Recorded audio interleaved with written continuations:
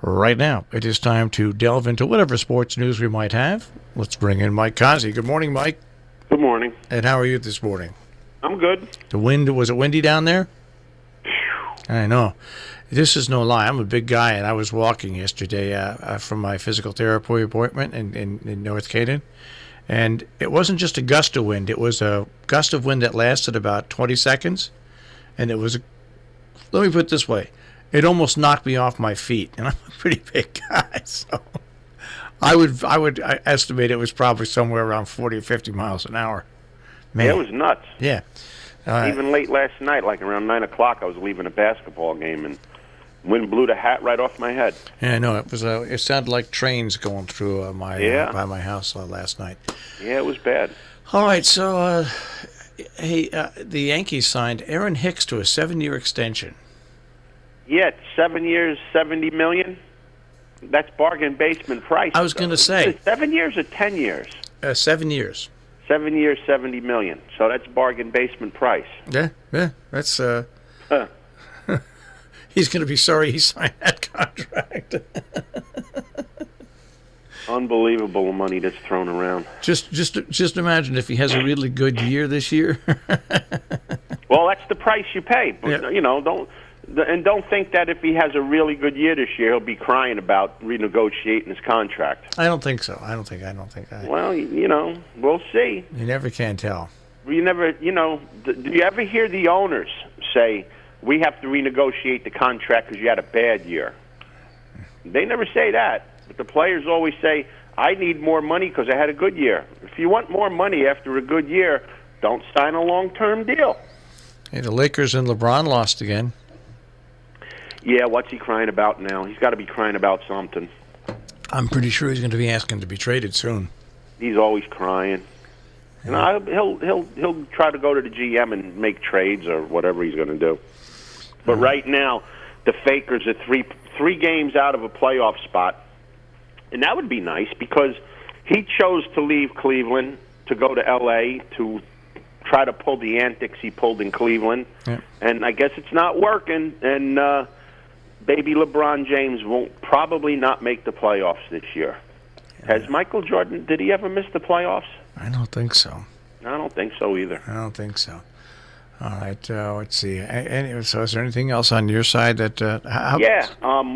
Clayton Kershaw, who I said it's a matter of time, seems to be breaking down.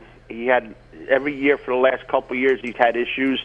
We're basically 10 to 12 days into spring training, and he's hurt already. So not a good thing for Clayton Kershaw.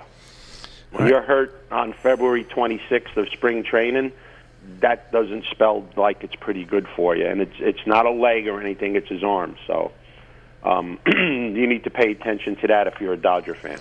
All right, anything exciting happen with the trade deadline in the National Hockey League? Nah, nothing really big. You know, a couple, role-type players, but no big names really moved around. I thought for sure Lundqvist would go, but no, it didn't happen. All right.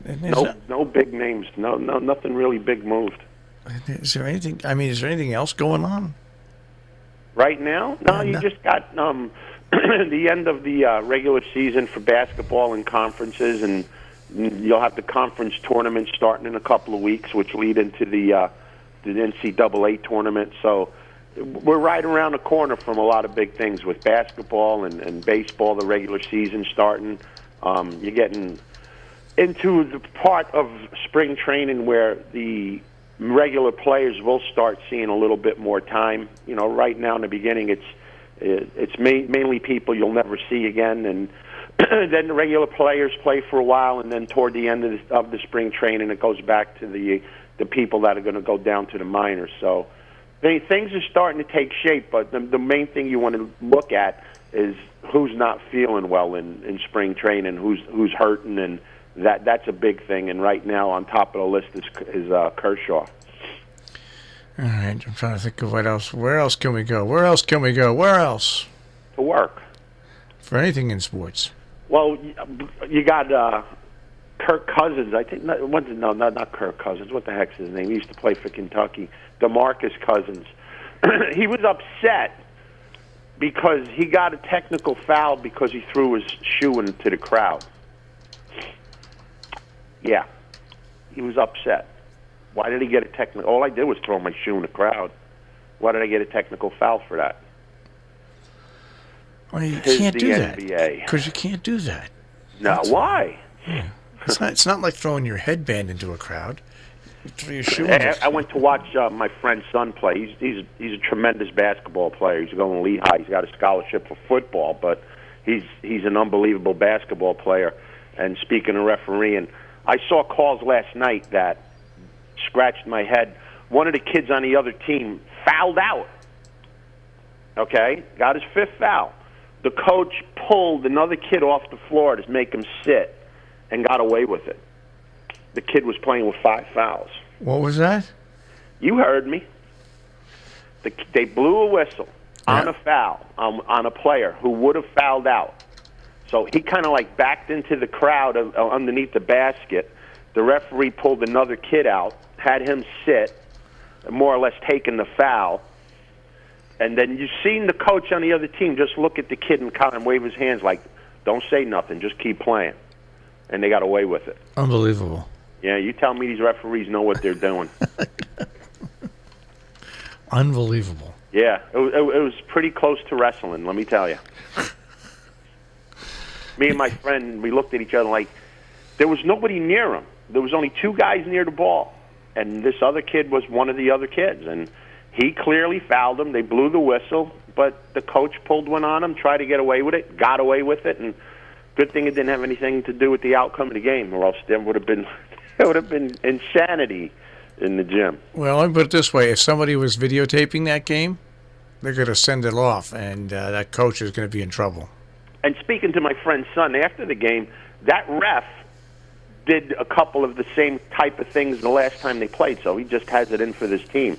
He called the technical on the coach for being out of the coaching box 2 minutes into the game when it was clearly that he was just off the bench yelling at his own players. The ref said he was yelling at him, gave him a technical. Yeah, welcome to the world of high school sports. Yeah. Sports in general, it seems. Right. There's some real head-scratching stuff out there, let me tell you.